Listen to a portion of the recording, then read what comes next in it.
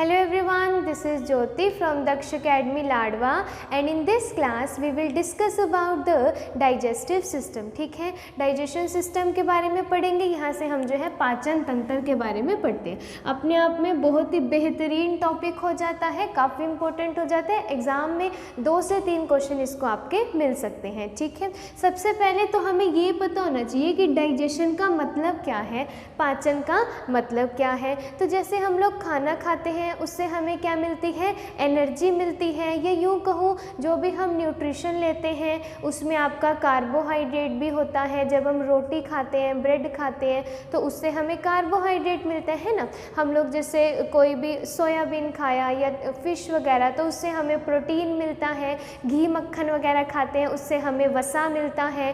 तो ये सारी चीज़ें क्या होती हैं जो भी हमें एनर्जी देंगी, हमारी बॉडी को वर्क करने के लिए पूरा प्रोसेस कराती हैं. तो ये सारा का सारा हम किस में पढ़ेंगे, जो भी न्यूट्रिशन टॉपिक है हमारा, कि जो भी हमारा डाइजेशन है किस तरीके से इन सब का पाचन हमारे शरीर में होता है डाइजेशन के थ्रू. किसका डाइजेशन कहाँ पर होता है, किसका डाइजेशन माउथ में होता है, कौन फिर आगे इसोफेगस से होता हुआ आपका अग्नाशय में, देन आपका small intestine, then large intestine. तो ये जो भी पूरा का पूरा प्रोसेस होता है इसके बारे में पढ़ेंगे. ठीक है, अगर मैं बात करती हूँ डाइजेशन का मतलब क्या होता है, तो जब लार्जेस्ट मॉलिक्यूल या जो भी कॉम्प्लेक्स मॉलिक्यूल है, बड़े अणु, वो छोटे अणुओं में टूट जाते हैं तो उसी प्रोसेस को क्या कहते हैं, डाइजेशन. सिस्टम को तो बोला डाइजेशन, एंड उस प्रोसेस को कहते हैं वेरी वेरी इंपॉर्टेंट आपका कैटाबॉलिक प्रोसेस. ठीक है, कैटाबॉलिक प्रोसेस मतलब कि अपचयी प्रक्रिया, अपचयी क्रिया. चाहे तो इसको लिख सकते हैं, साथ साथ नोट डाउन करते चलिएगा कि जब भी बड़े मॉलिक्यूल छोटे मॉलिक्यूल में टूट जाते हैं या कॉम्प्लेक्स मॉलिक्यूल स्मॉलेस्ट मॉलिक्यूल में टूट जाते हैं सिंपलेस्ट मॉलिक्यूल में, तो उस प्रोसेस को कहा जाता है digestion and that is called the catabolic process, आपका अपचयी प्रक्रिया. इसके बाद नेक्स्ट अगर मैं बात करती हूँ कि जो डाइजेशन है ना वो हमारा कितने स्टेप्स में कंप्लीट होता है, तो आपको याद रखना है लगभग 7 स्टेप्स में आपका डाइजेशन कंप्लीट होता है. सबसे पहले हम खाना खाते हैं तो फर्स्ट डाइजेशन आपका कहाँ से, माउथ से. और माउथ में जब हम खाना खाते हैं जैसे, तो सबसे पहला प्रोसेस होता है आपका इंजेशन, मतलब कि अंतः ग्रहण करना, खाने को खाना. इसके बाद खाना जो है दूसरे नंबर पर ग्रसनी, यहाँ फार्नेक्स से होता हुआ आपका फूड पाइप मतलब कि ईसोफेगस जो आपकी आहार नली है दूसरे नंबर पर, वहाँ से खाना होता हुआ कहाँ जाता है, तीसरे नंबर पर आपका स्टमक में. और स्टमक में जो खाना होता है वो 3 से 4 घंटे तक स्टोर रहता है. ठीक है, स्टमक के बाद आपका खाना फिर कहाँ पर जाता है, स्मॉल इंटेस्टाइन में. और ये कहा जाता है कि स्मॉल इंटेस्टाइन में खाने का पूरी तरीके से अवशोषण हो जाता है या खाना जो है कंप्लीट एब्जॉर्प्शन उसका हो जाता है. नेक्स्ट आपका खाना आपका स्मॉल इंटेस्टाइन से कहाँ जाता है, लार्ज इंटेस्टाइन में जाता है, मतलब कि आपका यहाँ पर लार्ज आएगा. ठीक है, आपका खाना कहाँ जाता है, देन बड़ी आंत में जाता है, लार्ज इंटेस्टाइन में जाता है. ठीक है, तो लार्ज इंटेस्टाइन में जो भी वेस्ट होता है वो पहुँच जाता है. वहाँ पर एक बहुत इंपॉर्टेंट प्रोसेस होता है दैट इज कॉल्ड एसिमिलेशन. क्या बोला जाता है उसको, एसिमिलेशन. मतलब कि जो भी बॉडी में बचा कुचा वेस्ट था उसमें से अब अगर कोई ज़रूरी मिनरल वगैरह चाहिए ना, तो वो क्या होता है, आपका ब्लड के साथ एब्जॉर्ब हो जाता है, वो जो है ब्लड में मिल जाता है. उसी प्रोसेस को कहते हो एसिमिलेशन कहते हो. और एक और अच्छा क्वेश्चन आया था पेपर में यहाँ से कि जैसे स्मॉल इंटेस्टाइन हमने बोला कि खाने का पूरी तरीके से एब्जॉर्प्शन हो जाता है, तो इसमें क्या होते हैं, विलाई होते हैं. विलाई बोलो इस तरीके से छोटे छोटे से ऐसे करके, इसमें फिंगर लाइक स्ट्रक्चर विलाई होते हैं जो खाने को पूरी तरीके से एब्जॉर्ब कर लेते हैं, अपने एरिया को बढ़ा लेते हैं और खाना कंप्लीट एब्जॉर्ब यहाँ पर हो जाता है. तो एसिमिलेशन समझ आ जाता है, वे आपका जो भी वेस्ट था उसमें से मिनरल वगैरह ब्लड में मिक्स हो गए तो एसिमिलेशन. इसके बाद जो भी वेस्ट होगा वो रेक्टम देन एनस से बॉडी से एक्सक्रीट हो जाता है. ठीक है, इसके बाद अब एक एक करके हमने इनके बारे में पढ़ना है कि कैसे खाना इनमें डाइजेस्ट होता है, कौन कौन से एंजाइम्स वगैरह हेल्प करते हैं, क्या क्या इनके साथ में प्रोसेस होता है। तो सबसे पहले अगर मैं माउथ की बात करती हूँ, मुख से जब हम खाना खाते हैं, पहले तो खाना हमें वहाँ पे दिखाई दे रहा है चबता हुआ, तो उसको कहते हो मैकेनिकल डाइजेशन। ठीक है, क्या बोलोगे? Mechanical digestion. लेकिन जैसे ही वो आपके इसोफेगस से स्टमक में एंटर कर जाते हैं तो वो हो जाता है आपका केमिकल डाइजेशन। तो सबसे पहले पढ़ते हैं यहाँ से किसके बारे में? माउथ के बारे में, मुख के बारे में। माउथ को भी हम आगे जो है 3 पार्ट में डिवाइड करके पढ़ेंगे कि खाना जो है कैसे कैसे वहाँ पर डाइजेस्ट होता है, कैसे कैसे पहुँचता है। सबसे पहले लिखा देखिएगा टीथ, देन आपका टंग, इसके बाद आपका सैलिवरी ग्लैंड। तो ये 3 चीज़ों के बारे में आपने माउथ में पढ़ना होता है, जहाँ से हमारा क्वेश्चन पक्का पक्का बन जाता है। ठीक है, सबसे पहले अगर मैं बात करती हूँ टीथ के बारे में, दांत के बारे में, तो टीथ जो होते हैं वैसे तो आपके 2 तरह के होते हैं, मतलब लाइफ में 2 बार टीथ आते हैं। एक बार वो दूध के दांत आते होते थे जब हम बच्चे थे, और इसके बाद अब हमारे कैसे हैं? परमानेंट टीथ हैं। तो टीथ आपके 2 टाइप के, एक तो आपका मिल्क टीथ मतलब कि दूध के दांत, मिल्क टीथ, और इसके बाद आपका परमानेंट टीथ। कौन से हो जाते हैं? परमानेंट टीथ मतलब कि स्थायी दांत। जब ये दूध के दांत होते थे ये होते थे आपके 20 नंबर्स, और ये होते हैं आपके 32। ठीक है, अब देखिएगा लाइफ में 2 बार टीथ आते हैं, इसीलिए अगर ये पूछे ह्यूमन में कौन से टीथ होते हैं, किस टाइप के दांत होते हैं, तो आपको याद रखना है हिट्रोडोंट। कौन से हो जाएंगे आपके?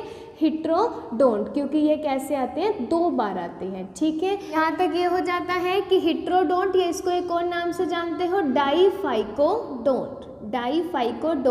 एंड अगर मैं बात करती हूँ स्टडी ऑफ टीथ को क्या बोला जाएगा, तो आपका ओडेंटोलॉजी। क्या हो जाता है? ओडेंटोलॉजी। ठीक है, इतना समझ में आ जाएगा।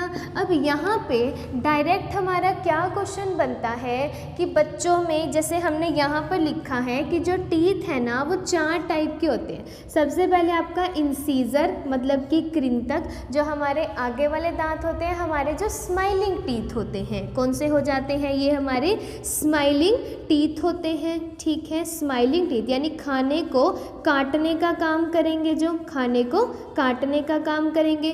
दूसरा अगर बात करें कैनिन मतलब कि रधनक, जो खाने को, ये साइड वाले जो टीथ होते हैं यानी आपके खाने को चीरने या फिर फाड़ने का काम करते हैं, टीयर करने का बेसिकली ये काम करते हैं खाने को। नेक्स्ट 3rd नंबर पर आते हैं हमारे प्री मोलर, जो खाने को पूरी तरीके से चबाने का काम और पीसने का काम करते हैं। वो कौन से हो जाते हैं? हमारे प्री मोलर हो जाते हैं। और फिर जब खाने को चबा लेंगे, पीस लेंगे, फिर उसमें सलाइवा भी ऐड हो जाएगा, लार भी ऐड हो जाती है, तो वो कौन से टीथ हो जाते हैं? हमारे मोलर टीथ, यानी कि आपके च्वर्णक दांत, की जिसमें क्या होगा, साथ साथ ही सलाइवा यानी कि जो लार है वो भी इसमें ऐड हो जाएगी। ठीक है, चलिएगा। तो यहाँ पे ये पहले 2 दांत लिखे हैं ऊपर, इंसीजर, देन कैनिन, उसके बाद प्री मोलर, और लास्ट में क्या हो जाते हैं? हमारे मोलर। वैसे यहाँ पे एक विजडम टीथ भी आती है। वैसे तो ये वेस्टिजल ऑर्गन है, बॉडी में एज सच इसका कोई काम नहीं होता। 18 से 25 साल की एज में यह होते हैं आपका विजडम टीथ। ठीक है, नेक्स्ट अगर मैं बात करती हूँ, यहाँ से एक और बहुत इंपॉर्टेंट फॉर्मूला बनता है हमारा। ये पूछा जाता है कि कितने इंसीजर्स होते हैं ह्यूमन बॉडी में। अगर बच्चों के बारे में पूछे वहाँ कितने इंसीजर हैं, कितने प्री मोलर हैं, कितने मोलर हैं, तो आपको एक छोटा सा फॉर्मूला बताती हूँ। वहाँ से आपको याद रखना है कि बच्चों में पूछे तो उनमें किस नंबर में कितने टीथ होते हैं, और बड़ों में पूछे तो वहाँ पर कितने होते हैं। ठीक है, तो अगर बात की जाए मिल्क टीथ की, तो एक फॉर्मूला याद रखना, 2102 डिवाइड 2102 एंड इनटू में 2। इसको कट नहीं करना है, इसको गिनिएगा, ये ऊपर वाले दांत, ये नीचे वाले, और 2 से मल्टीप्लाई। तो 2 और 1 3, 3 और 2 5, फिर से ये भी 5 और 5 और 5 10, 10 दूना 20, ये हो जाते हैं आपके यहाँ से 20 कंप्लीट। तो ये डेंटल फॉर्मूला आपको याद रखना है। अगर बच्चों में पूछा जाए तो ये हो जाते हैं आपके incisor, then canine, then premolar, और उसके बाद आपका मोलर।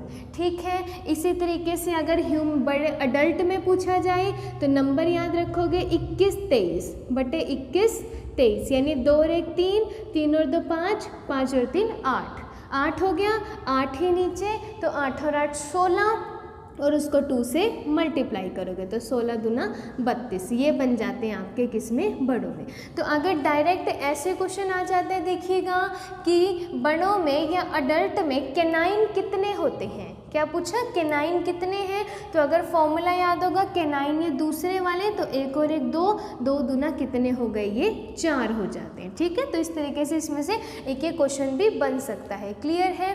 नेक्स्ट आता है हमारा, अगर मैं बात करती हूँ यहाँ से टंग के बाद, हाँ यहाँ से एक क्वेश्चन और बनता है कि अगर ये क्वेश्चन आ जाता है कि हमारी बॉडी में सबसे कठोर पदार्थ कौन सा है, हमारे शरीर का सबसे कठोर पदार्थ कौन सा है, तो याद रखिएगा टीथ के ऊपर जो भी आपकी वाइट कलर की लेयर होती है ना, उसको बोला जाता है इनेमल। क्या बोला जाता है, इनेमल। और यही इनेमल क्या होती है, सबसे स्ट्रॉन्गेस्ट पार्ट होता है। और इस इनेमल के नीचे क्या प्रेजेंट होते हैं, तो डेंड्रिल्स वगैरह प्रेजेंट होते हैं, जो किसका काम करते हैं, आपको जो आपके डायरेक्ट ब्रेन से अटैच होते हैं, जिनमें क्या होता है, ब्लड सप्लाई भी होता है, जो आपको किसी भी चीज़ के हॉटनेस या कोल्डनेस को जो है सेंसेशन को फील करते हैं। कहते हैं ना कि ठंडा गर्म लगता है, तो वो इन्हीं की वजह से लगता है, जो इनेमल के नीचे आपका डेंड्रिल्स प्रेजेंट होती हैं और ब्रेन से डायरेक्ट ये हमारी अटैच होती हैं, ठीक है, क्लियर हो जाता है।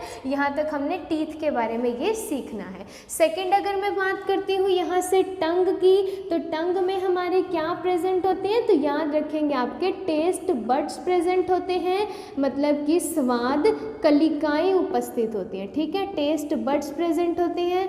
अब पेपर के पॉइंट ऑफ व्यू से आपने याद रखना है कि टीथ जो टंग है ना, उसको हमने 4 पार्ट में डिवाइड करके पढ़ा।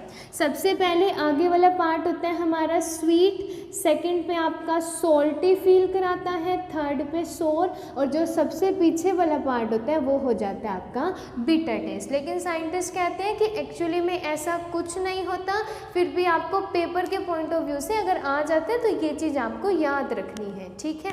नेक्स्ट आता है कि सबसे लंबी जीभ किसकी होती है, तो याद रखिएगा आपका ब्लू व्हेल की, ठीक है, लगभग 2.7 मेट्रिक टन की ये होती है ब्लू व्हेल की जीभ। इसके बाद नेक्स्ट अगर यहाँ से मैं बात करती हूँ, जैसे मिर्च वगैरह खाइएगा, ठीक है, तो उसका तीखापन क्यों लगता है, तो याद रखेंगे यहाँ से कैप्सिन की वजह से मिर्च में जो है आपका कैप्सिन प्रेजेंट होता है, जिसकी वजह से उसका वो जो स्वाद है वो कैसा लगता है, आपका तीखा लगता है। अब जो तोते होते हैं वो तो बड़े मज़े में मिर्च खा लेते हैं, क्यों, क्योंकि उनमें तो कैप्सिन होता ही नहीं है, ठीक है। तो यहाँ से आ जाते हैं, अगर ये डायरेक्ट क्वेश्चन आया था पेपर में कि मिर्च के तीखेपन का, या कोई भी हम चीज़ खाते हैं हमें तीखी क्यों लगती है, तो क्या आ जाएगा आपका कैप्सिन आ जाता है, ठीक है। एक और क्वेश्चन आया था यहाँ से कि जैसे डॉग है या कैट वगैरह है, वो अपने शरीर से परजीवी वगैरह हटाने के लिए या कोई भी इंसेक्ट वगैरह आ जाए उसको हटाने के लिए क्या करते हैं, अपनी टंग से अपनी बॉडी को क्या करते हैं, लिक करते हैं, ठीक है, वो अपनी बॉडी को चाटते रहते हैं ना, तो वो सारा काम, ठीक है, समझ में आ जाएगा। तो ये चीज़ें आपने टंग से याद रखनी है, मतलब हमारी टंग में कुछ टेस्ट बर्ड्स होते हैं, नर्व्स होती हैं, जो डायरेक्ट टेस्ट को रिसीव करती हैं और आपके ब्रेन तक पहुंचा देती हैं, ठीक है। नेक्स्ट आता है, और जो वीमेन होती हैं उनमें टेस्ट बर्ड्स जो होते हैं ज़्यादा होते हैं as compare to the male, ठीक है। नेक्स्ट आता है हमारा तीसरे नंबर पर सैलिवरी ग्लैंड, मतलब कि लार ग्रंथि के बारे में। तो याद रखेंगे लार ग्रंथि का क्या काम है, भोजन को मुलायम बनाएगी और उसको पचाने में क्या करेगी, हेल्प करेगी, जिसमें हमारा लगभग 95% वाटर प्रेजेंट होता है और 5% क्या प्रेजेंट होता है, एंजाइम प्रेजेंट होता है। कौन सा एंजाइम प्रेजेंट होता है, इंपॉर्टेंट हो जाता है, तो आपका एमाइलेज, ठीक है, एमाइलेज। और एक और नाम याद रखेंगे यहाँ से, टाइलिन एंजाइम। कौन सा एंजाइम हो जाता है, टाइलिन एंजाइम हो जाता है, और इसका मेन काम क्या होता है, कार्बोहाइड्रेट का पाचन करना। डायरेक्ट क्वेश्चन आता है कि लार में कौन सा एंजाइम उपस्थित होता है, तो याद रखेंगे एमाइलेज एंजाइम या फिर आपका टाइलिन एंजाइम हो जाता है, जो क्या करता है, कार्बोहाइड्रेट के पाचन में मदद करता है। किसके पाचन में, कार्बोहाइड्रेट के पाचन में मदद करता है। और यह क्या करता है, कार्बोहाइड्रेट यानी शर्करा मतलब कि जो स्टार्च होती, जैसे जो हम खाना खाएंगे ना मंड को, मतलब कि स्टार्च को किस में बदल देता है, शर्करा आपके ग्लूकोज में बदल देता है और भोजन का टेस्ट कैसा बना देता है, मीठा बना देता है। ठीक है, समझ आ जाएगा। तो एमाइलेज में आपका एंजाइम हो जाता है कौन सा, टाइलिन, जो क्या काम करता है, कार्बोहाइड्रेट को पचाने का काम करता है। लगभग 75%